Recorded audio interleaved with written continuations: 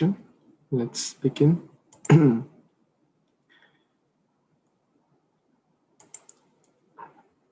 Hare Krishna, Hare Krishna, Krishna Krishna, Hare Hare, Hare Rama, Hare Rama, Rama Rama, Hare Hare,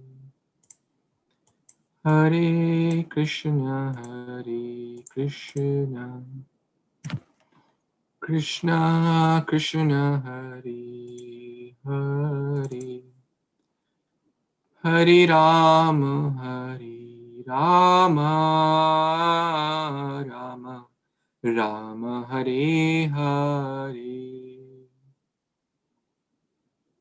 Shri Guru. Let's read the translation first.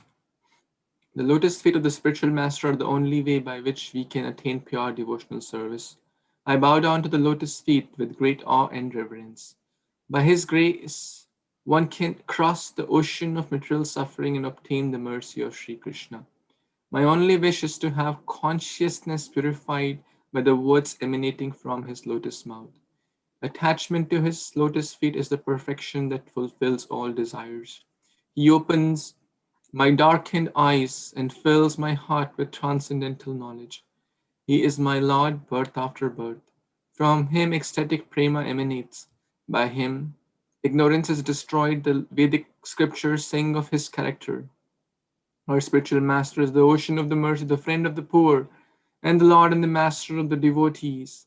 O Lokanath Goswami, O Master, be merciful unto me. Give me the shade of your lotus feet. Your fame is spread all over the three worlds. There are more verses, but in the Guru Puja, we sing the 4 verses. So let's do that.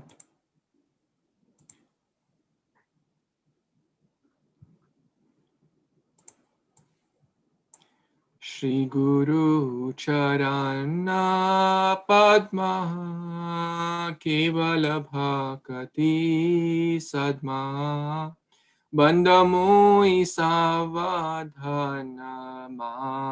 Mate Vandamoni Savadhana Mate Jahara Prasade Bhav E Bhavatori Aja Krishna Prapti Hoi Jaha Hoite Guru Mukha Padma Vakya Chitete Koriya Kya Arana Kori Ho Mani Asha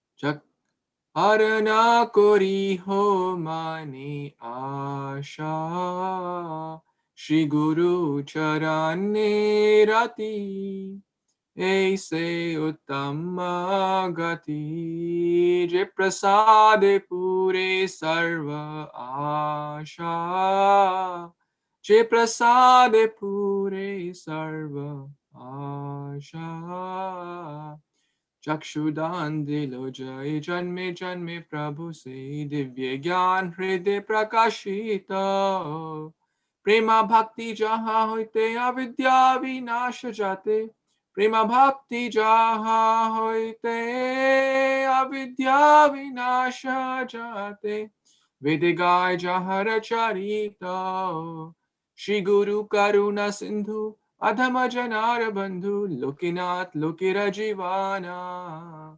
Prabhupada Patita Pavana Ha ha Prabhu Koro Daya Deho More Pada Chaya Ha ha Prabhu Koro Daya Deho More Pada Chaya Ibijasha Gushu Tribhuvana Shila Prabhupada Patita Pavana O Gurudev Loila Sharana Jaya Prabhupada Prabhupada Prabhupada Srila Prabhupada Shri Loknath Goswami Maharaj ki jai Srila Prabhupada ki jai Samaveta Gaur Bhakta Vrinda ki Right. So today, as I was mentioning earlier, it's the disappearance day of Srila Loknath Goswami. It's a very, very auspicious day. He was the one who was the friend in one way and associate of Lord Chaitanya, Leela Manjari or Manjulali Manjari actually in the spiritual world. My wife was reminding me today that Loknath Goswami is Manjulali Manjari in the spiritual world, in Krishna Leela. So thank you for your wonderful association on this precious day. So for those who joined the last few minutes, thank you. Vipul Prabhu, Anita Mataji, Shital Mataji, Rashmi Mataji, Ranjana Mataji, Kartik Prabhu, Abhishek Prabhu, Vaswati Mataji, Lakshay Prabhu, Gandhi Prabhu, Sucharya Mataji, thank you for your association. Prabir Prabhu, Arundhati Mataji, now I know who is Moto G7. So thank you so much for taking out your valuable time to read Bhagavad Gita, to understand Bhagavad Gita, and to try to live by Bhagavad Gita. Bhagavad Gita is a Vyavahar Shastra. It's not just theoretical knowledge.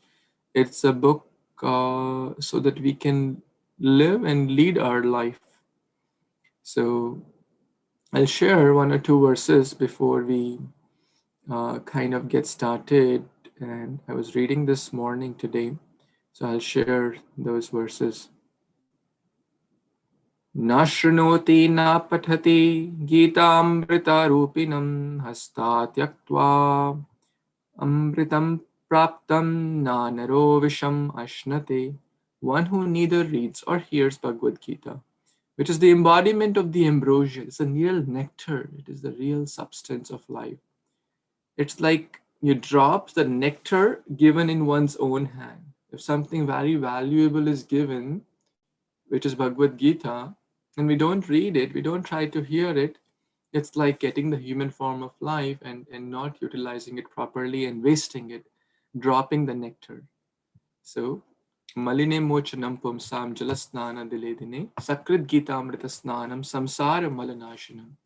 By taking bath in the waters of Bhagavad Gita, all our impurities will be destroyed. As we take bath in the water daily, our physical impurities, some dust and etc., are destroyed. If we don't take bath, then we will get sick, we will get disease, our body will smell bad, and diseases will come. Similarly, if we don't take bath in the Gita, Amrita, then material disease will come: lust, anger, greed, envy, pride, illusion, lack of knowledge, etc. So again, thank you so much for taking out your time. Let's begin by chanting the Guru Pranam Mantra. Om Agyantimirandhasya Jnananjanashalakaya Chakshur Unmilitam Yena Tasmai Shri Gurave Namaha. Shri Chaitanya Manobhishtam Sthapitam Yena Bhutale Swayam Rupa Kadamayam Dadati Swapadantikam Vandeham Shri Guru Shri Yuta Padakamalam Shri Gurun Vaishnavamscha Shri Rupam Sagrajatam Shri Rupam Sagrajatam Sahagana Raghunathanvitam Tam Sajivam Sadvaitam Savadhutam Parijana Sahitam Krishna Chaitanya Devam Shri Radha Krishna Padan Sahagana Lalita Shri Vishakhanvitamscha He Krishna Karuna Sindhu Dinabandhu Jagatpate Gopisha Gopika Kanta Radha Kanta Namostute Tapta Kanchana Gaurangi Radhe Vrindavaneshwari Rishabhanusate Devi Pranamami Hari Priye Gurave Gaurachandraya Radhikaya Tadalaye Krishnaya Krishna Bhaktaya Tadbhaktaya Namo Namaha Namaha Pankajanabhaya Namaha Pankajamaline Namaha Pankajanetraya Namaste Pankajangriya Krishna Varnam Tusha Krishnam Sangho Pangastra Parshadam Yagyai Sankirtana Praye Jantihi Sumedasa Namo Vishnupadaya Krishna Pristhaya Bhutale Srimate Bhakti Vedanta Swami Niti Namin Namaste Saraswate Devi Gauravani Pracharine Nirvishesha Shunyavadi Paschat Deshatarini Jai Shri Krishna Chaitanya Prabhu Nityananda Shri Advaita Gadadhar Srivasadi Gaur Bhakta Vrinda Hare Krishna Krishna Krishna Hare Hare Hare Rama Rama Ram Hare Hare Vanchakalpatarubhyascha kripa sindhubhya eva cha patitanam pavanebhyo vaishnavebhyo namo namaha Nantakoti Vaishnavrinda ki jai Shri Prabhupada ki jai Bhagavad Gita Upanishad ki jai Hare Krishna. Thank you again. I welcome you from my heart and with garlands of gratitude to all of you. I'm so grateful to you for giving this wonderful chance to read Bhagavad Gita, to discuss Bhagavad Gita. So let's start from chapter 5, text number,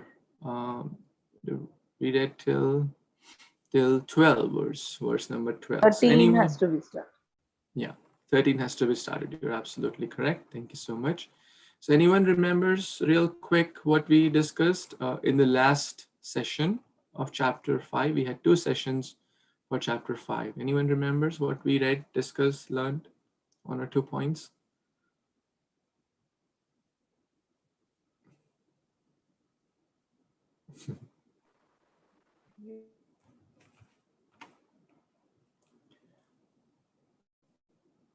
Hare Krishna, am I audible or are you on mute?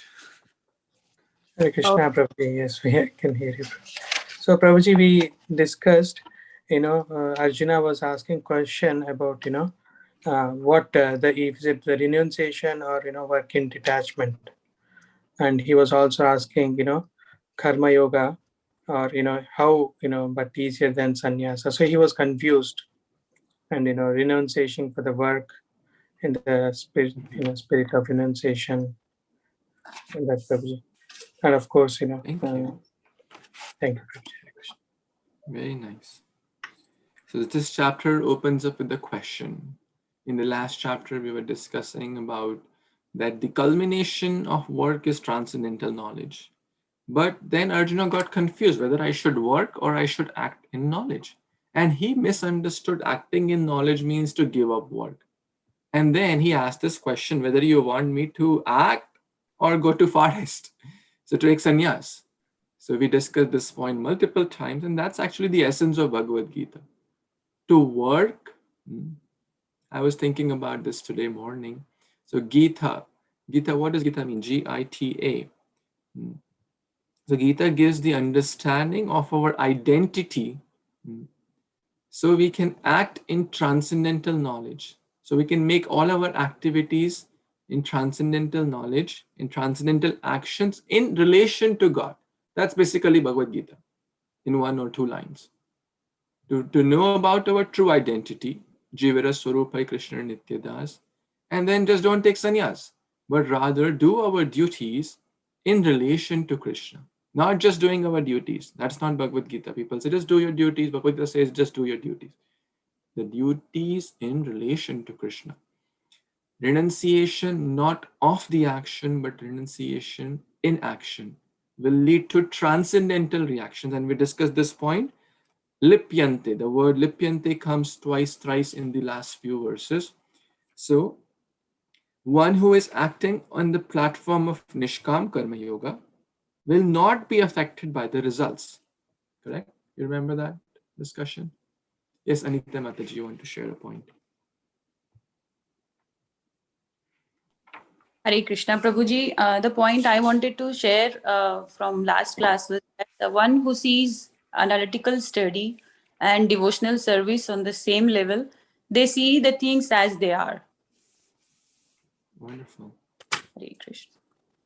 Because both will lead to transcendental knowledge. And one of the definitions of spirituality is to see things in their true perspective, is one of the definitions of spirituality. Like there is a pencil, it has a specific purpose, it's for a specific thing. Then there's a phone, there's a mouse, it has a specific purpose. So similarly, our body also has a specific purpose, and we will today learn what that specific purpose is. So with that background, the acronym is STEP. The S stands for the first 12 verses, stay in the world, but not of the world. Be like a lotus. We discussed that. A lotus stays in the dirt, but does not get affected by the dirt. It has a layer. Similarly, devotees have a layer, even though they may be in the material world, even though they may be acting like an ordinary grihastha would act. They have wife, husband, children, job, business. They also go to grocery store. They have a car. They have a home. They pay the bills. They pay the mortgage. Like all the activities which an ordinary person would also be doing, but there is big difference. One is going to just get the fruits of their reactions, good or bad, and continue to be in the cycle of birth and death. And the other person who's acting, who's using all those things, the grocery, the home, the car, the job, the family, kids, children, etc., in relation to Krishna, that person will go back home, back to God. It will not be affected by the cycle of birth and death. So with that, let's read text 13. Would someone like to read this one? So now we are in the next letter of the acronym, which is T, okay, which means three doers. So today we'll learn about three doers till text 13 to 16, and then we'll go to E also. Yes. Can I? Yes, Aparna Mataji, please. Hare Krishna. Sarve karmani manasa sannyasta sukham vasi navadvara pura dehi navaya kurvan na karyan. Translation: when the embodied living being controls his nature and mentally renounces all actions, he resides happily in the city of 9 gates, the material world, neither working nor causing work to be done. Hare Thank you so Krishna, much. back to you. Thank you so much. This body is referred to as the city of 9 gates. There are 9 gates: the eyes, the ears, the nose, the mouth, the genitals, and the anus. So these are the 9 gates, right? Two, two, two, two at the bottom, and 1. So 9 gates, mouth. Everyone got it? This is why it's called the city of 9 gates. It also comes in chapter or later chapters also, chapter 13, 14 also. Krishna mentions about the city of 9 gates. There's a story of in Bhagavatam also of Puranjana, where Narad Muni tells about an allegorical story, in a nice way, telling about there was a king who was attached to the city of 9 gates. Basically, that's us, right? And then Puranjana realized, well, you're talking about me, looks like. That's a great way to tell a story, and because everyone likes to hear story, but he said, well, I'm just telling you about story of a king, and that king happened to be his own self. But actually, that story is for all of us. So how we can happily reside in the city of 9 gates, this Prabhupada is giving a nice formula here. Let's read this wonderful translation, the purport, portion of it.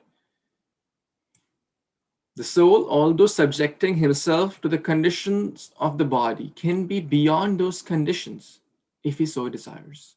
Owning only to forgetfulness of his superior nature, he identifies with the material body and therefore suffers. By Krishna consciousness, he can revive his real position and thus come out of his embodiment. Hare Krishna. So as we were talking about, understanding about true identity, the jiva is tathastha shakti, or the marginal potency of the Lord. That means it's in the margin, means it's has two options. One, to serve the superior nature, Krishna, in internal energy, and one to serve the external energy, serving the senses.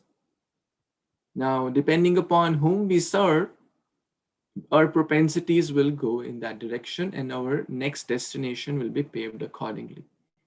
So, but because of forgetfulness, we serve the body and things in relation to body. And that leads to what? Suffering. This is the theme of today's discussion. When we serve Krishna and his, things in relation to Krishna, we'll get true happiness. When we serve body, sense gratification, selfishly, sense the demands of the senses, then all we'll get is suffering. And why does one do so? Because of forgetfulness. And how can we overcome this forgetfulness? By reading Bhagavad Gita, by taking shelter of bona fide Guru. So then one can be happily, if one overcomes this forgetfulness, if one overcomes this nescience by the process of knowledge. Therefore, a Krishna conscious person is happy, is free from both the outer and the inner activities of material body. We discussed this last time also, if you remember, the story of Prahlad, although he is acting but still not acting. You remember that? Mera aapa ki kripa se sab kaam ho raha hai, karte ho tum kanaiya mera naam. Lord, you are acting everything. Prahlad Maharaj was always in the transcendental state. He was eating, sleeping, etc., etc. But he always, kind of detached. So this is the state of a pure, self-realized soul.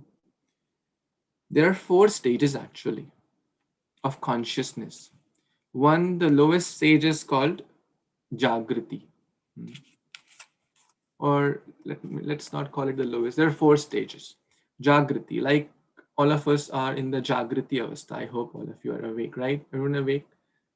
I see the cameras are on, so those I can vouch for, they're awake, at least physically. So the gross body is active, correct? Gross body made up of these earth, water.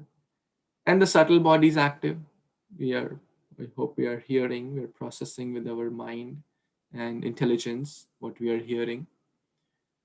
And then the next state is Swapna state. Swapna means dream. Now what happens in the dream? The gross body is active? No, the gross body is not active. Correct? The subtle body, is it active? Yes or no? It's active, right? Because then that's why we are dreaming, right? One thinks that I am a tiger, one thinks I am a king, one thinks I am the prime minister. This mind and process is working. And there's a state called Sushupti, which the modern day they call it as deep sleep. In the deep sleep, even the subtle body is not active. But then beyond these stages is the state of Samadhi actually. In that state, a person is completely Krishna conscious and free from the both outer and the inner activities of the material body, because everything one is working for the Supreme Lord. So one is not affected by these modes internally, and one is not affected by the results of the modes or the actions, because one is completely working for the pleasure of one. Karmani ekam tasya devasya seva. There's only one work he or she does to serve the Supreme Lord. Text 14. Let's go to text 14. Who would like to read this one? Yes, Karina Mataji.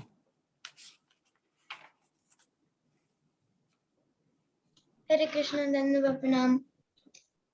Na karitvam na karmani lakshya sarajati prabhu na karma pala samyogam swabhavastu pravartate. Translation by His Divine Grace A.C. Bhaktivedanta Swami Prabhupada Srila Ki Jai. The embodied spirit, master of the city of his body, does not create activities, nor does he induce people to act, nor does he create the fruits of action. All this is enacted by the modes of material nature. Hare Krishna. Thank you, Prabhuji. Hare Krishna. Thank you so much. Let's read a few lines from the purport.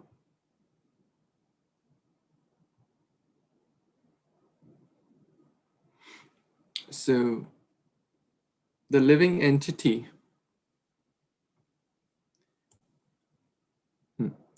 living in such a conditional atmosphere, living in such a conditional atmosphere, material conditioning, one suffers the results of activities of the body, identifying himself in ignorance with the body. So we discussed that, right? What is Gita? To understand our true identity, that is Krishna's servant. But until we don't understand that, how will we act on it? So, true understanding, I am the spirit soul, which is the part and parcel of the Supreme Lord. It is ignorance acquired from the time immemorial that is the cause of bodily suffering and distress. From time immemorial, we have been moving around in this world. Nana yoni sada fire. We have taken the species of cat, dog, bat, whale, Indian, American, Westerner, white, yellow, black, moved up and down. Brahma, Bhuvana, Loka. So many species we have moved up and down in the material world, in the 14 planetary systems. But we have not done one thing. What? We have always identified ourselves with body. That's the reason of suffering and distress. As soon as the living entity becomes aloof from the activities of the body, he becomes free from the reactions as well. That means identification of one's true self. The waves of the ocean are tossing him up and down. Kabe habo dubu bhai, Bhaktivinoda Thakur says. Sometimes up, sometimes down. Sometimes in Satyaloka, sometimes in Maharloka, Pataloka, Bhuloka, Bhavaloka. We're all moved so many times in this world. We don't know this universe, that universe. What is the best solution? To get out of this water, to get out of this water of suffering. Samsara dava nalalida loka. This material world is an ocean of suffering. Kali doshe nidhirajan. This is the world is an ocean of suffering. And there's a Narottam Thakur also says that that Podechi bhava tufani nahika nistara. I'm caught up in this hurricane, this violent forest fire. Somewhere there are forest fires going on. Somewhere there is pandemic going on. Somewhere there is excessive rains going on. We don't have to, scriptures talk about the reality. This is what is the reality going on in this world, right? So many people are dying and getting disease and suffering. Why? Because of being caught up in this material world. And why are we caught up in this material world? Because of lack of our true identity. So what's the best solution to get out of the water of suffering? By transcendental Krishna consciousness. That alone will save us from all the turmoil. So we're talking about the three doers. Let's read 15 and 16 also, and then we will talk about the three doers. Yes, who would lead the next verse? 15? Yeah, you can raise your hand and keep it raised until your turn comes. So it's easy for me and easy for you to, the flow goes faster rather than me asking after every shloka. If you would like to read, you can raise your hand and keep it raised until your turn comes. Yes, Anita Mataji. Hare Krishna. Nadate kasyachid papam na chaiva sukritam vibhu ajnanan vritam jnanam tena muhyanti jantava. Translation. Nor does the Supreme Lord assume anyone's sinful or pious activities. Embodied beings, however, are bewildered because of the ignorance which covers their real knowledge. Hare Krishna. Hare Krishna. So here, let's read the 18th also. Sorry, which is the next verse? 16. Let's read 16 also, and then we will together talk about the three doers. Okay, let's read the 16. Yes, Sudhir Prabhu. Hare Krishna Prabhuji, then Prabhupada. Jnanena tu tad ajnanam esam nasitam atmana tesam aditya vajnanam prakashayati tatparam. Translation by Stephen P.C.C. Bhaktivedanta Swami Srila Prabhupada ki jai. When, however, one is enlightened with the knowledge by which nuisance is nescience is destroyed, then his knowledge reveals everything as the sun lights up everything in the daytime. Thank you. Hare Krishna. Thank you so much, Sudhir Prabhu. and Nitya Mataji for reading these verses. So basically here we are talking about the three doers. There are three doers. What are the three doers? Let's study from this slide. It kind of explains this process very nicely. So the one doer is soul. Okay. The one doer is super soul and one doer is material nature. And that's the T in the step. The S was stay in the world but not of this world. The T stands for text 12 to 13 to 17, the three doers. So the 13 to 16, sorry.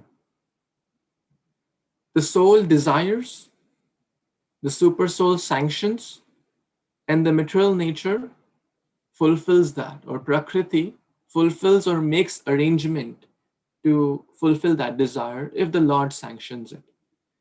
Now, a nice way to understand this phenomena is by the example of a passenger going in a taxi. Let's say you are going from Jackson to Nashville. Okay.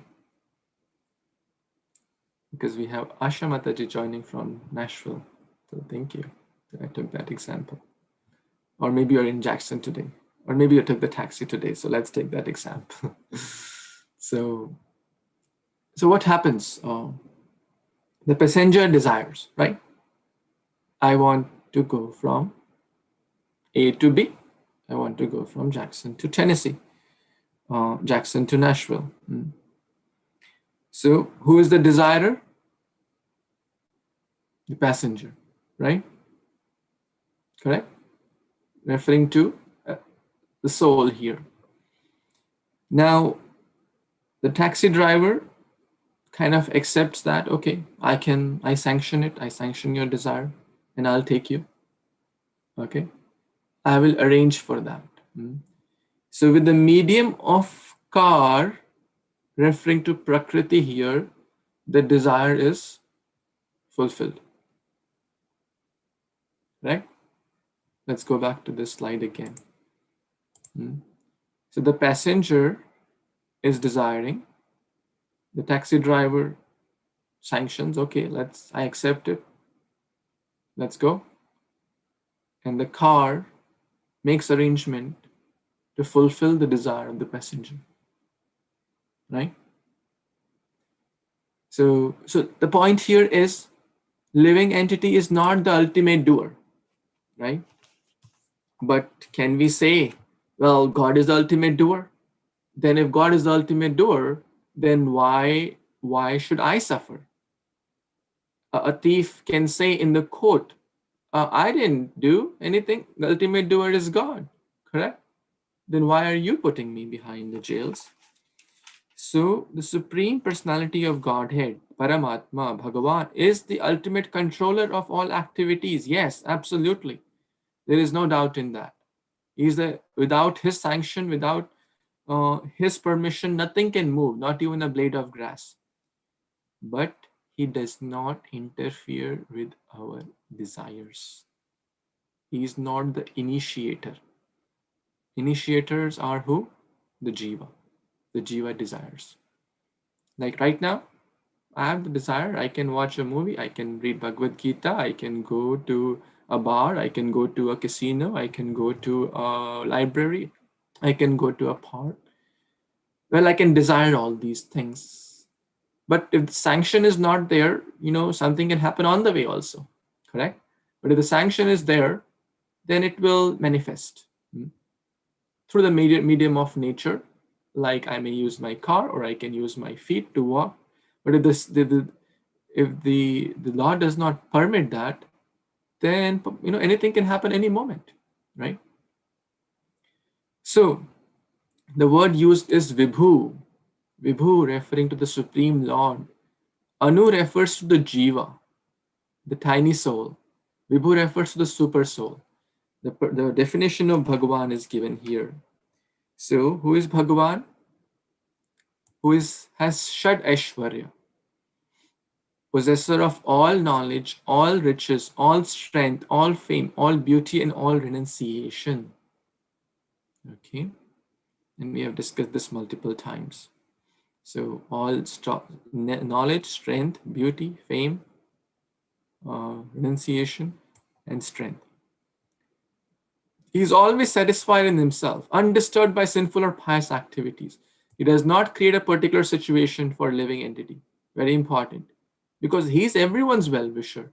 He's like a father, like a friend, like a mother. Krishna Pita, Krishna Mata, Krishna Pranadhan. He does not desire bad for anyone. He always desires good.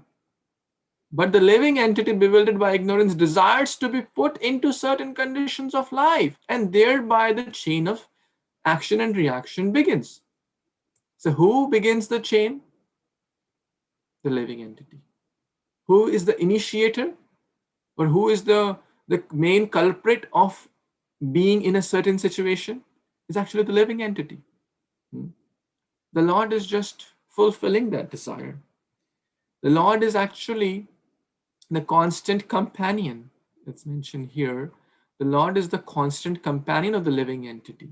Even if next life I am born as an ant, the Lord will accompany. Will my wife accompany? Will my father, mother, friend, son, daughter, relatives, or wealth or degrees accompany me? No, the Lord will accompany. So He's our true friend. Ami bina bandhu ar kya che tomar? Lord Gauranga says. Who could be a more better well-wisher? He's always accompanying us. And He can understand the desires. Like the two birds sitting on the tree, we have discussed this example. One is the doer bird, okay? This bird is always doing things. And this is a watching bird. What happens, this bird has turned the face away from the watching bird. Krishna bholi se jiva nadir bahir mukh, ate maya tare de samsara dukh. When we turn face away from Krishna, then dukkha will come. Now, who's the cause of dukkha? Turning the jiva, turning away, the desiring things which are not conducive to our true happiness. Then, ate maya tare de samsara dukh. So, well, as you desire, so shall you reap. So then the maya or material nature will give dukkha because you made the bad choice. Correct? If if I put my hand in the fire, then it will get burnt. Right? It's my desire. I had the free will. There is limited free will to put the hand in the fire or not. But if I choose to put, then I have to suffer the consequences. So multiple ways we can understand this point. The point is the Lord is always there. And He's always there accompanying us. A soul, as one can smell the flavor of a flower by being near it. So the Lord is very, very merciful. The Lord fulfills the desires as He deserves. Man proposes, God disposes. Desire is the form of conditioning for the living entity. So the desires. Talking a lot about desires because the jiva desires. Jiva has the choice to desire. I have the choice to, the individual is not therefore omnipotent. Individual means jiva. So, Anu, not omnipotent. Krishna is omnipotent. The Lord, however, can fulfill all the desires, and the Lord being neutral to everyone, like a judge. A judge will sometimes reward someone, a bravery award for someone who does good thing. And the same judge would give life sentence to someone who does the wrong thing. Now, is the judge partial? A less intelligent person will say the judge is partial, but the judge is neutral. The judge is giving just the fruit of the desires of those people. Does not interfere. The judge does not interfere. The Lord does not interfere between the desires. However, when one desires Krishna, the Lord takes special care. This is the next point, but let's discuss this point. The point is, if we desire, okay, eat, life is meant to enjoy, eat. Okay, next body. Okay, Lord said, well, I gave you this human chance, which is very, very rare. Durlabha manusha deha. But human life is not just meant for eating, it's meant for a special purpose. But if you want just a body to eat, then take an elephant body. Just keep eating. If someone says, well, I just want to sleep, 10 hours, 12 hours, 14 hours, 16 hours, sleep. God will say, better you sleep for 6 months. like Kumbhakarna, polar bear body. Someone said, well, I just want to be in water 5 hours a day. I just want to be in water. I said, okay, stay 24 hours in water, get the fish body. Then someone said, I don't want to wear proper clothes. I want to, expose my body. No, because people think that looks more attractive. So nowadays it's contradicted. The shorter the clothes, the more expensive it is. So then Krishna will say, well, trees don't wear clothes, then you'll get the body of a tree. Then you can wear no clothes. So basically, the Lord is very merciful. Whatever we desire, the Lord will arrange, sanction it. If He permits, man proposes, God disposes. If He permits, and then He won't interfere with the free will. So He sanctions, and through the material nature, it's the arrangement is made. Like the next body, one will get if someone wants to eat a lot of flesh, well, the human body is not meant to eat flesh. But if you really desire, you're using this body to eat just flesh, that's in your consciousness, that will be the end of your life. And then that will be the antakale chamami vasvaran muktva karevaram. You'll think about that only. And guess what? You'll get the body of a dog or a lion or some carnivorous animals who like to eat flesh. So Lord has a lot of garments. Like some people go to a garment shop, they want this garment. Oh, I want polo shirt. I want round neck shirt. I want striped shirt. I want check shirt. Lot of garments, right? So Krishna's garment shop has 8.4 million species. A lot to choose from, right? And actually, it's a garment. Can anyone tell a verse from Bhagavad Gita which tells that body is like a garment? Anyone knows a verse from Gita which tells body is like a garment? Dehinosmin yatha dehe. Quite close. Actually, the next verse, I think after this is Vansansi jirna niyatha vihaya. So as the old person, when the clothes are worn out, the person wears fresh clothes. Similarly, when the body is worn out, a new body is given based on desires. And therefore, those desires, whatever at the end one is thinking of, one will get that. And what will one think of at the end? What one has been doing and thinking throughout the life. Very simple. It's not that I can desire, oh, I want to be as a devotee, I want to go back home. Whole life I will do everything opposite to Krishna consciousness, and then the last breath I will think of Krishna. No, one will not think of, even if one may go to Vrindavan, one will think of whatever one has been doing throughout the life. So very nice point here. So therefore, the embodied soul is, by his immemorial desire to avoid Krishna consciousness, causes his own bewilderment. Very important point. So therefore, one should not blame God. One should not blame nature, right? Some people say nature is not, or demigod. They say acts of gods, cyclones, calamity. They say these are acts of God. They're not acts of God. They are acts. The Lord, the material nature, is just an instrument because of the bad desires of time immemorial to avoid Krishna. So these are the three doers we discussed, and now the point is, okay, how to get to the right point. How to get to the right point? Then Krishna mentions through the process of true knowledge. Our nescience can be destroyed. Therefore, we sing this verse every day. Om Ajnana Timirandhasya Jnananjana Shalakaya Chakshur Unmilitam Yena Tasmai Shri Guruve Namaha. Agyan Timirandha, one who destroys the ignorance of nescience. And this knowledge is like sun. So when the sun is there, when Guru is there, when Krishna is there, then there can be no darkness. Correct? But if one tries to forget Krishna, then it will lead to bewilderment. So therefore, perfection of knowledge, perfect knowledge is to surrender when one surrenders to Krishna. Okay, it will come later also. And how, so a Krishna conscious person, everything is revealed. How? Divya Gyan Hriday Prakashito, we just read. one who takes full shelter of a bona fide guru. Therefore, one has to seek out such a bona fide spiritual master. Under him, learn what is Krishna consciousness. For Krishna consciousness will certainly drive away all the nescience as the sun drives away darkness. The Bhagavad Gita is available. There are bona fide gurus available. There are the temples which are like the hospitals for the souls available. But how many people really take benefit of those? Very few, very insignificant. So if one takes benefit of these, then the darkness of ignorance will be gone, and one will understand things in the true perspective and take to the process of bhakti yoga. And then we'll be happy, because that's real identity. Identity with the individuality in spiritual life is real knowledge.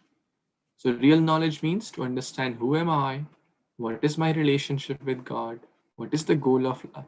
Real knowledge is not to become a physics professor. Well, no offense to physics professor. That's material knowledge, or a maths teacher, or getting doctor's degree or master's degree or engineering degree. They may be required for this, to get some money to run our, family and home and whatever. But that is not real knowledge. Real knowledge is to understand the science of bhakti.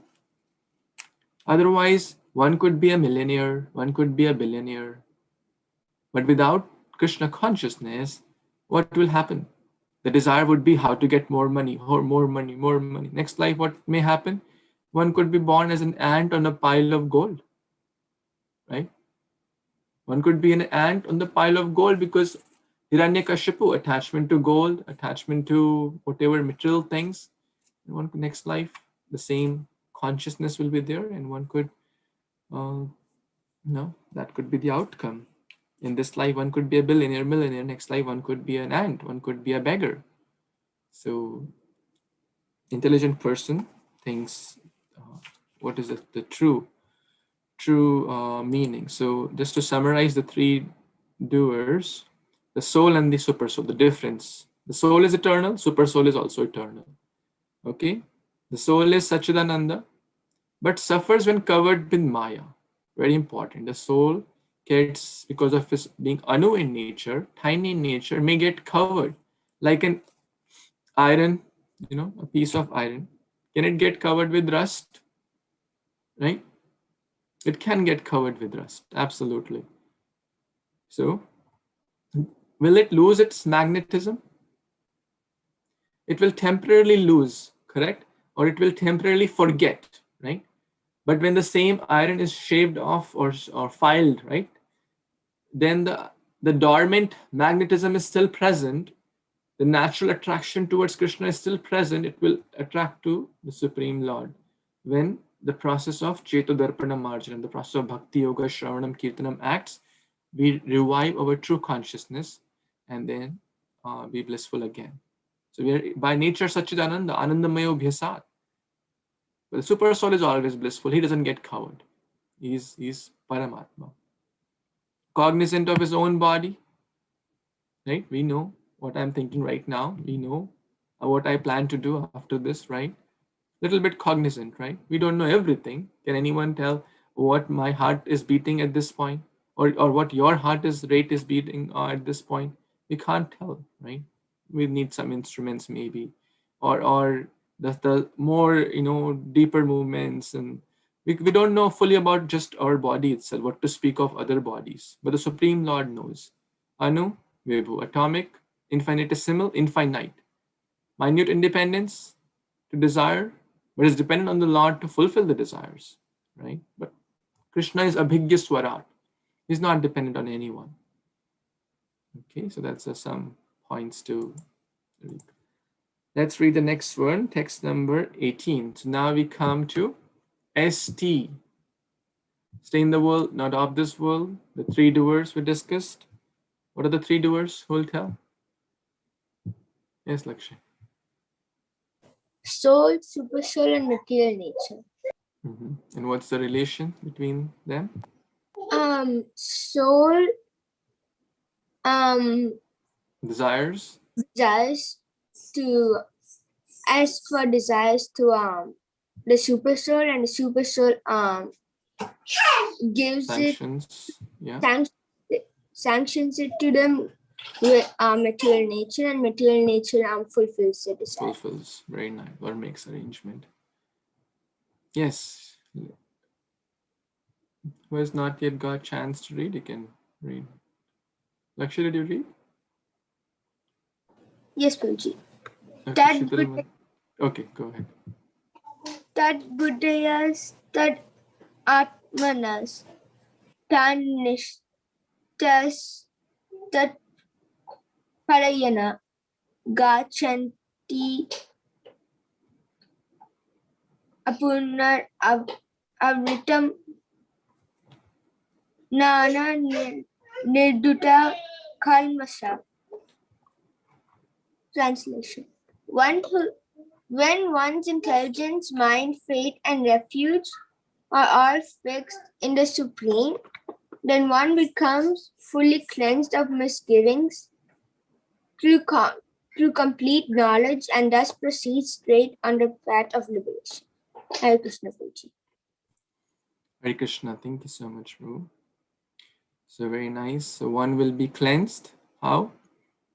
By engaging our mind, our intelligence on the Supreme Lord. Chetudarpanamarjanam, by the process of sadhana bhakti, one will get to this pure state. One get to the path of ultimate liberation, going back home, back to Godhead. And all the nescience will be destroyed. So we discussed all those points. So one very important line here, one whose mind, intelligence, faith, and refuge is always in Krishna, or in other words, who is fully in Krishna consciousness, is undoubtedly washed clean of all misgivings and is perfect in knowledge in everything concerning transcendence. The best process basically is the process of Bhakti Yoga, which Prabhupada is hinting again and again, and we will read from chapter 7 in more details as well. So let's read the very important verse. This is in the memory verses also for those, I guess, who are learning the 50 verses. Yes, Sheetal Mataji, please. Hare Krishna. Vidya Vinaya Sampanne Brahmane Gavi Hastini Sunichaiva Swapake Cha Pandita Samadarshina. Translation. The humble sages, by virtue of true knowledge, see with equal vision a learned and gentle Brahmana, a cow, an elephant, a dog, and a dog-eater, outcast. Hare Krishna. Hare Krishna. Thank you so much, Mataji. So a true devotee does not distinguish between castes and species, right? Some people, we have there are 8.4 million species out there. This is just an example to name a few species. The Brahmana, Vidya Vinay Sampanne, Vidya Dadati Vinayam. So one who has true knowledge, again, true knowledge, someone could have a PhD, but have a lot of hatred towards people from a certain caste, right? Someone could have a very high profile in the material world, a CEO or something, but hate people of a certain skin or a certain background or certain species or certain animal also, right? Some people nowadays talk about, okay, we have to, integrity and diversity, and even in management circles, they talk a lot about diversity, but this is real diversity. Even in the good companies, they say, well, people from different background, everyone should be dealt with respect. And that's, where is it coming from? Coming from Bhagavad Gita. But Bhagavad Gita goes much beyond it. Bhagavad Gita is not just talking about humans, that all humans should be dealt with respect with. Bhagavad Gita is talking about even animals also. Vidya Vinay Sampanne, one who has true knowledge, one is truly humble. We have Vinay Prabhu, Gita Mataji's good husband. Humble. Vinay means humble. Sampanni, one who has these qualities. Brahmana, Gavi, cow, Hastya, elephant, Shuni, Chayava, Shopakecha. A dog or even a dog eater, like Chandala, the people who eat dog. We should not have hatred. Hate the sin, not the sinner. Right? We may not approve of that act of dog eating, but that does not mean we hate those people. That's not what Bhagavad Gita is teaching. When Srila Prabhupada came to United States, his audience, they were people from all types of background. They were drug addicts. They were doing all sorts of wrong things. But Prabhupada saw the spirit soul in every being. Prabhupada exemplified this verse and made a home where the whole world can live peacefully. You go to ISKCON temples, you will find people from all backgrounds, rich, poor, young, old, male, females, students, doctors, engineers, lawyers, daily workers, and white, yellow, black, brown, orange, purple, whatever the color of skin is, whatever the color of hair is, everyone is welcome, right? Even the dogs joined the Sankirtan party of Shivananda Sain. Even Lord Chaitanya fed to the dog, and the dog was in ecstasy. So this is real, actually, United Nations, that everyone is a child of God. This is true knowledge. So we should not harm others for our selfish needs. We should not develop hatred towards others. We should not cause disturbance to others for our self pleasure. Some people have a lot of love towards dog. No offense to them, all glories. But the same person would kill other animals like chickens, fishes, cows. Is that truly, love? No, that's not true love. So that's very a selfish form of, because I like it, so I love. The moment my purpose is done, who cares? But this is about real United Nations, real consciousness, to see everyone with equal vision. That means to see that everyone is a child of God, and its covering is different.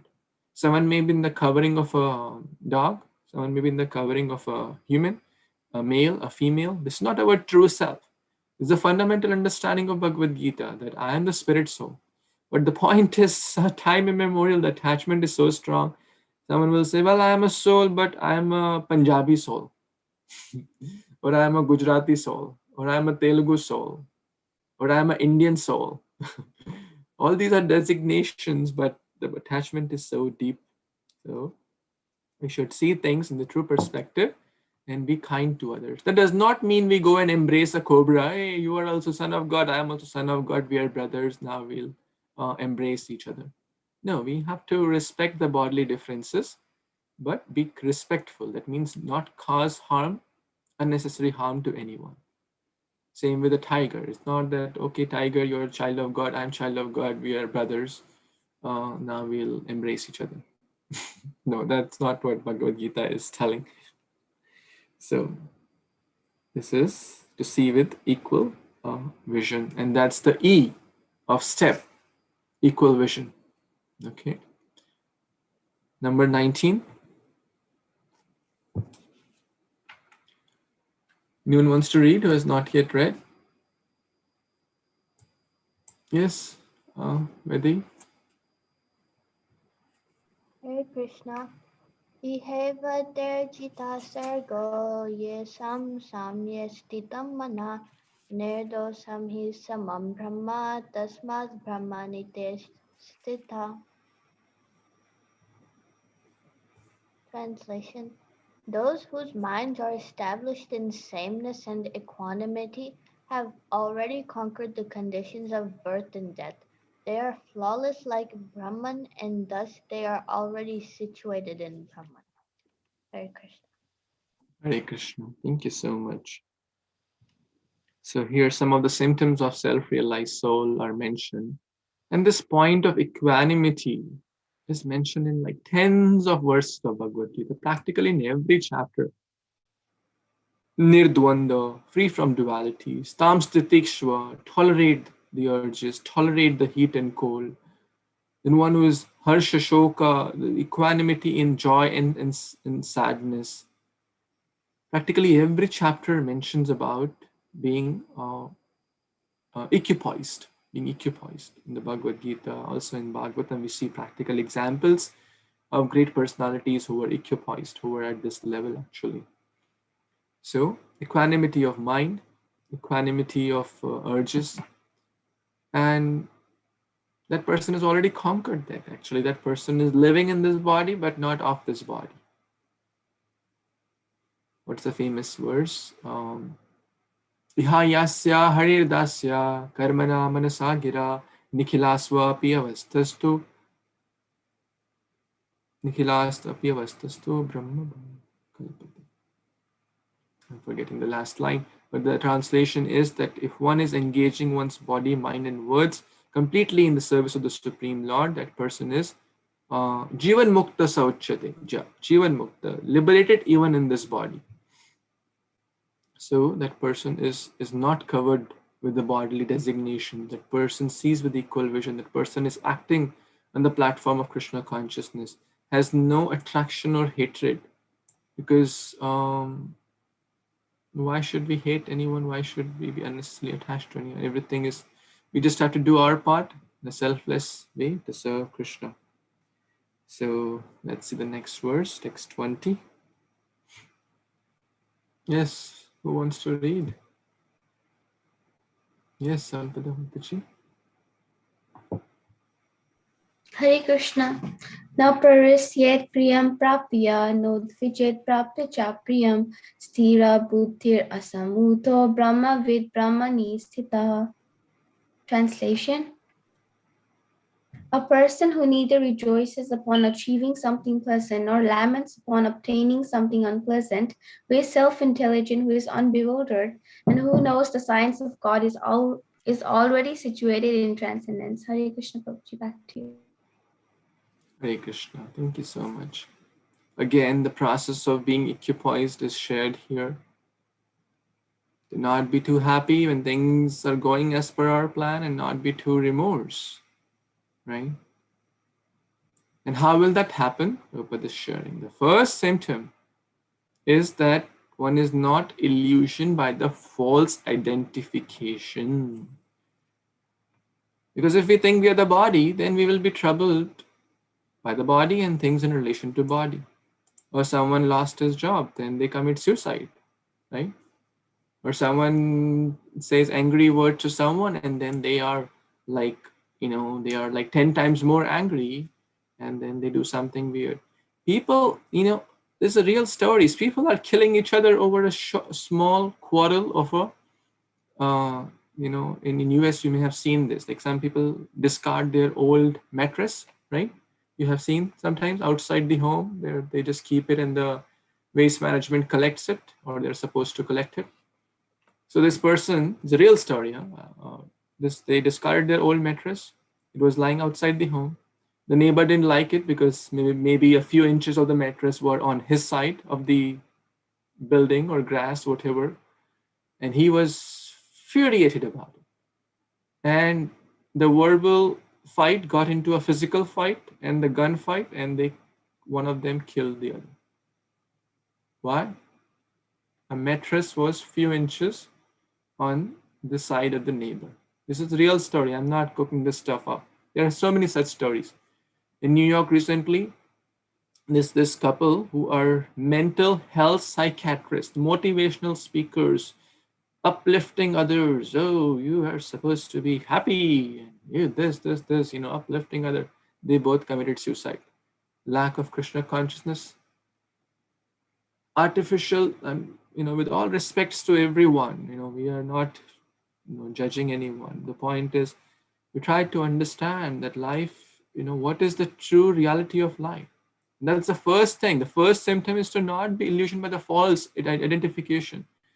His Holiness Radhanath Maharaj says we should not take things of this body too seriously. Wealth or no wealth, disease or no disease. Things will always go up and down in the world. Sometimes one may be a king, one could be a pauper, one could be healthy, one could get disease, one could be very famous, one could get defaming. So one should not take all those things up and down, the dualities of life, heat and cold. Rather, one should focus on uh, one's connection. He knows perfectly well that he is not the body. Very important. That's the first lesson. Then only we'll be able to come to the sameness or equipoised. Sthira buddhi will only come when one has the understanding of one's true identity. So one will not be joyful in achieving something, nor will lament in losing anything. Because if it's related to the body, okay, I didn't get a promotion, that's fine. I tried my best. Okay, I didn't get this job, that's fine. Okay, I lost my job, that's fine. Maybe Krishna's arrangement was that maybe I'll get better one. Maybe he wants me to be like this, that's fine. Ultimately, you know, people don't die of hunger, people die of overeating. More people are dying of mental problems than physical problems. So the point is identification with the true self. Then one will come to sthira buddhi. Such steadiness is Krishna consciousness, steady consciousness, not bewildered. Vyavasayatmika buddhi. Let's read 21. Anyone? Yes, Avani. Hare Krishna. Bhaya Sparshev Ashakt Atma Vindati Atmani Yat Sukham Sabrama Yoga Yuktatma Sukham Aksayam Ashnute. Translation: such a liberated person is not attracted to material sense pleasure, but is always in trance, enjoying the pleasure within. In this way, the self-realized person enjoys unlimited happiness, for he concentrates on the Supreme. Hare Krishna. Thank you so much. So, material sense pleasure, that pure soul, pure Krishna conscious person is not attracted. What is he attracted to? Enjoys unlimited spiritual happiness, focusing on the Supreme Lord. And very, very nice verse, and this will be the last for today, text 22. Who has not yet read and really, really wanting to read?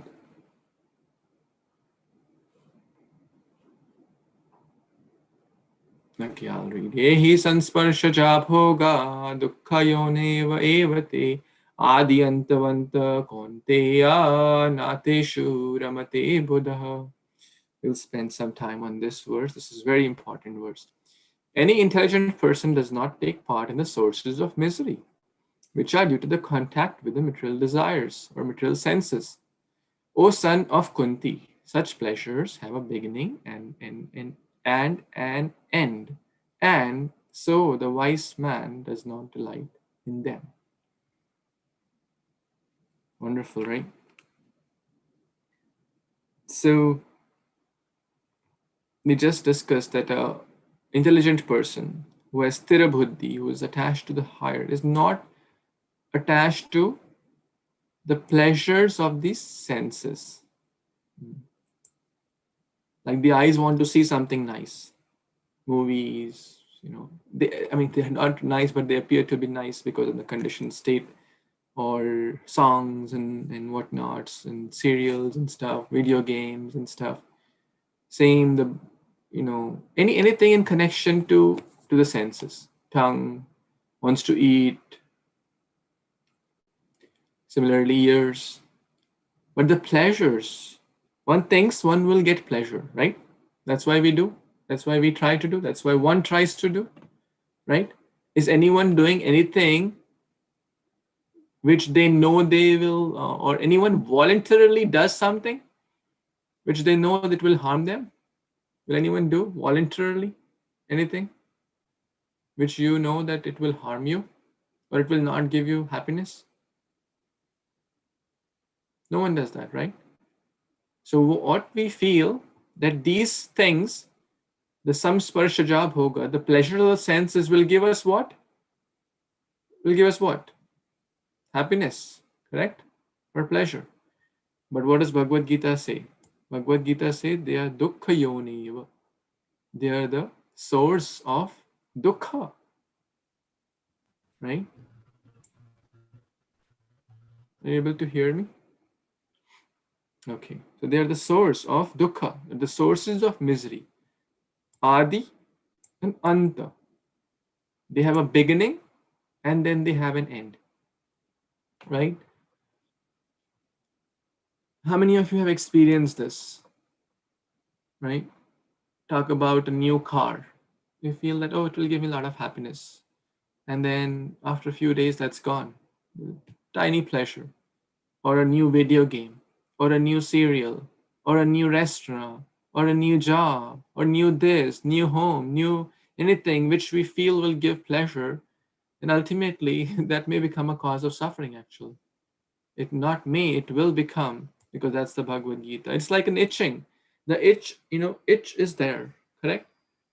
One wants to, or like a wound is there.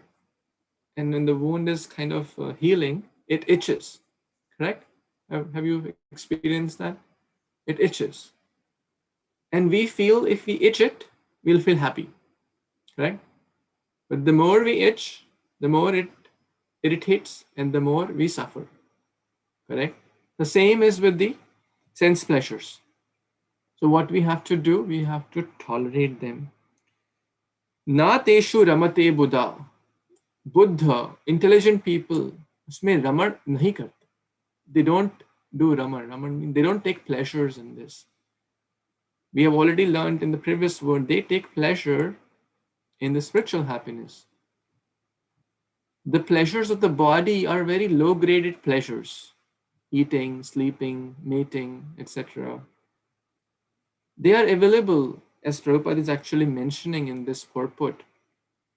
Nayam deho deha bhajam nirloki kashtan kaman arhate vit bhujam. Vit bhuja, jo, those who eat stools, like pigs, they eat stools, right? You may have not seen in US, but in India things are more clear. So you may see them actually on the roads. They are eating stool. Tapo Divyam, Rishabdev is telling in Canto 5, Chapter 5, my dear sons, there is no reason to work very hard for the pleasures. While in this human life, such pleasures are available to dogs and hogs. Hogs also have, pleasures of sleeping, eating. They like stool. We may like aloo paratha or pakora, samosa, whatever, gulab jamun. They like stool, right? The pleasure derived is same. One may sleep in a 7-star hotel and the dog will sleep on the road. The pleasure is same. Eating, sleeping, aha nidra bhai maithunam cha. So rather you should go for tapa, divya tapa, divine penance, and be purified, because that's the goal of real human form of life. Real goal of human form of life is not to take part in these pleasures. We have already done so many lifetimes and life species, time immemorial. We have all been doing is eating, sleeping, mating, defending. But this rare human life is meant for a higher purpose. Rishabdev, Krishna's incarnation, is telling himself to his children, basically to all of us. And again in Bhagavad Gita, telling to all of us, devotees are not fools who give up these pleasures. They are the most intelligent because they know I am ready to sacrifice a temporary thing for a real gain. And what is that real gain? Back home, back to Godhead. So is that the goal of life? To take part in the things which in animals and dogs and hogs and cats and anyone can do? No, that's not the goal of life. The more one is addicted, the more one is entrapped. So we have to say no, and we learn that next time. We have to say no to those things which are not conducive for our bhakti. And the more we say no, the more our spiritual strength will increase. And the more our spiritual strength will increase, the more we will have the ability to say no. It's like the good dog and the bad dog. When we feed the good dog more by reading Bhagavad Gita, by chanting, by taking Krishna Prasad, etc., we will have ability to say no to all these bodily pleasures. And it could be different for different. For a child, it could be the pleasures of video games. For an adult, it could be pleasures of meat eating or gambling or opposite sex, etc. Or cars or for someone it could be watching TV. For someone it could be hearing something, hours and hours, wasting our precious time, which is not conducive. For someone it could be watching something. For someone it could be something else. We have to see, is it aligned with Krishna? If not, we have to learn to say no, tolerate the urges which will come later, because human life is not really meant for this. And devotees are very intelligent. They take pleasures in the unlimited transcendental pleasure from the absolute truth. In the Bhagavad Gita, Krishna says in chapter 10, text 9. What is chapter 10, text 9? Who will say? You have exams, some of you. Some of you have already learned. Tell, Avani. Is it Machita Madgata Prana Bodhayanta Parasparam Katayantascha Mam Nityam Tushanti Cha Ramanti Cha? Very good. Tushyanti cha ramanti cha. Connected with Raman. They take pleasure in Machata Madgata Prana. In discussing about me, in conversing about me, in hearing my name form qualities. They take great pleasure in hearing Krishna consciousness. Like all of you, I hope you're relishing the Bhagavad Gita because it is the word of the God. So the intelligent people don't take pleasure in the pleasure of the senses. They take pleasure in Tushyanti Charamanti Cha Machita Madgata Prana Bodhayanta Parasparam. They discuss Bodhayanta Kathayantascha Mam Nityam. In my katha, my name form qualities, they take great pleasure. Even in the story of Dhruv Maharaj, Dhruv Maharaj says this. I'll just read the translation in the interest of time. My Lord, the transcendental bliss derived from meditating upon your lotus feet or hearing about you, your glories from pure devotees is so unlimited that it is far beyond the stage of Brahmananda, wherein one thinks of himself merged in the impersonal Brahman as one with the Supreme. Since Brahmananda is also defeated by the transcendental bliss derived from devotional service, then what to speak of temporary blissfulness of... Yeah, please keep yourself on mute unless there's a question or something. What to speak of temporary blissfulness of elevating oneself to heavenly planets, which is ended by this separating sword of time.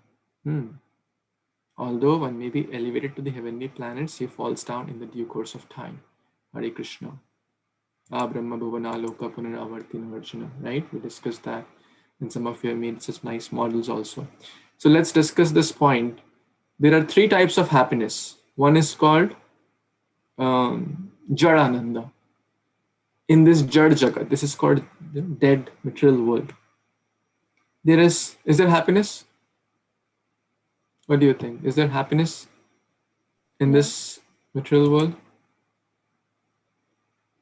No. Temporary happiness. Temporary, Prabhuji. Yeah, so-called happiness. Yeah. It appears it is happiness, it is so-called happiness. And we just read. What do you think? Is the so-called happiness more in this world or compared to Indraloka or in the Bhuloka? Where is it more, the so-called happiness? In the Indraloka, right? It's higher. The Nandakan gardens, they don't get disease, they have this special beverages, the apsaras are so beautiful, right? So the point is, the so-called happiness, which is higher in the upper planets, it will also end with the sword of time, correct?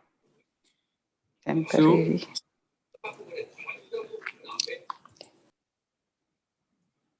beyond the Jadananda is Brahmananda. As Prahlad Maharaj is telling. Brahmananda is the the pleasure of merging with the impersonal effulgence, the impersonal liberation.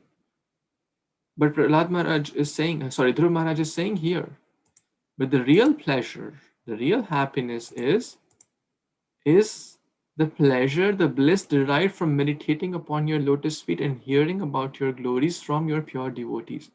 It's unlimited. Machchita madgata prana bodhayanta parasparam kathayanta shivam nitya tushyanti charamanti cha. Bhagavad Gita also 9.2 Rajvidya Rajaguyam Pavitramidam Uttamam Pratyakshavagamam Susukham Kartum Avyayam. This is the real sukha, it's a real happiness.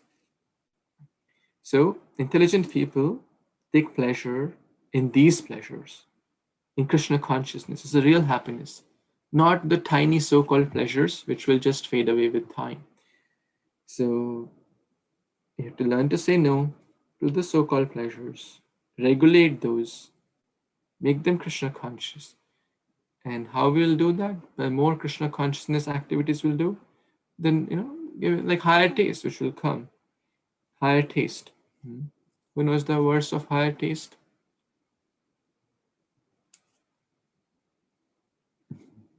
You have to take the higher taste. Oktaram yajnatapasam sarvaloka maheshwaram suratam sarvabhutanam atmanam shantim nachati. It's connected, but there's one verse in chapter 2. I think Natasha Mataji wants to tell.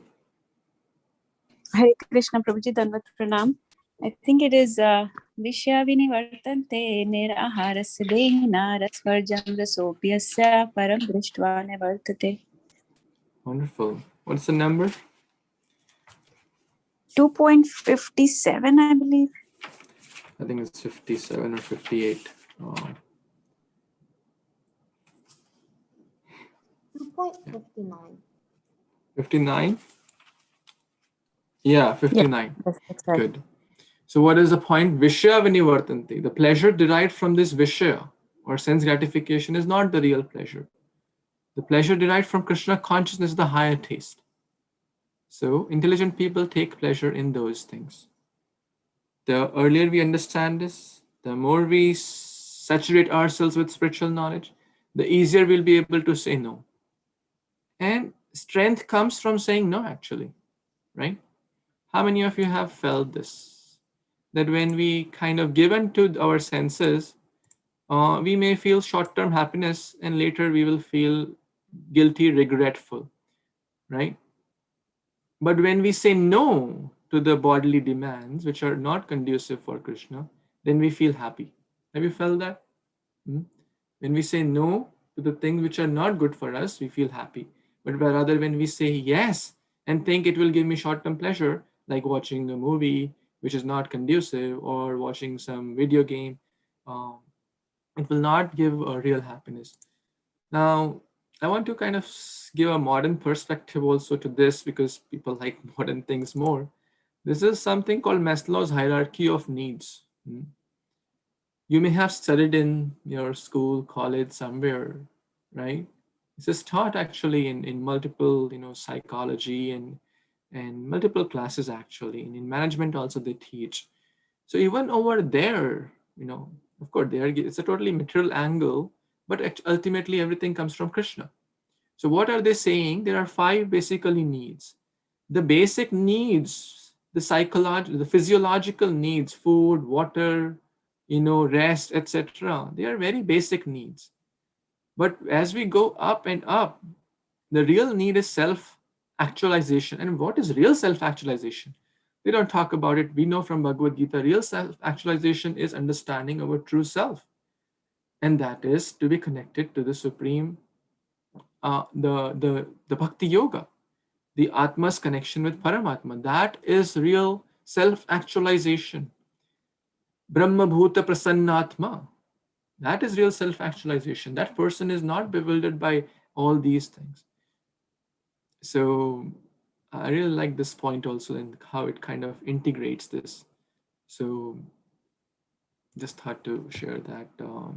I know it's a little kind of close to our time, but I'm happy to hear some reflections, some comments, some additions anyone wants to say or correct or ask. Anything struck you? Anything you want to say? Yes, Anita Mataji. Hare Krishna, Prabhuji. I have a question. I think so. Today we learned that Krishna fulfills our desire, right? But then we also learned that Krishna gives us only what is needed for us, not based on the desire. So, who are those two categories? Like one who is desiring and getting everything. So, who are those people? And then one like getting what is needed from Krishna. So, are those the people who have surrendered already and have been using, like, body, mind, intelligence? For those people, Krishna is giving what is needed. Is that understand? Yes, very good question, and I think you answered your question. For those who are bahirmukh, those who want to do things their way, those who don't want to take shelter of Krishna. Oh, I want money, I want new job, I want new home, I want this big laundry list. Then Krishna will say, well, this is not the best thing for you, directly, indirectly, he'll say, but actually they don't even approach Krishna. They mostly approach the demigods, if they at all, or they approach their own self. I'm God. I don't need anyone. करके दिखाएंगे कर लो दुनिया मुट्ठी में. I'm God. I can do anything I want. Right? They don't even approach anyone, or they approach demigod, and then they may get their desires. Because demigod means you do the ritual, you get the result. Right? But those who take shelter of Krishna, in Chaitanya Charitamrita, this is mentioned.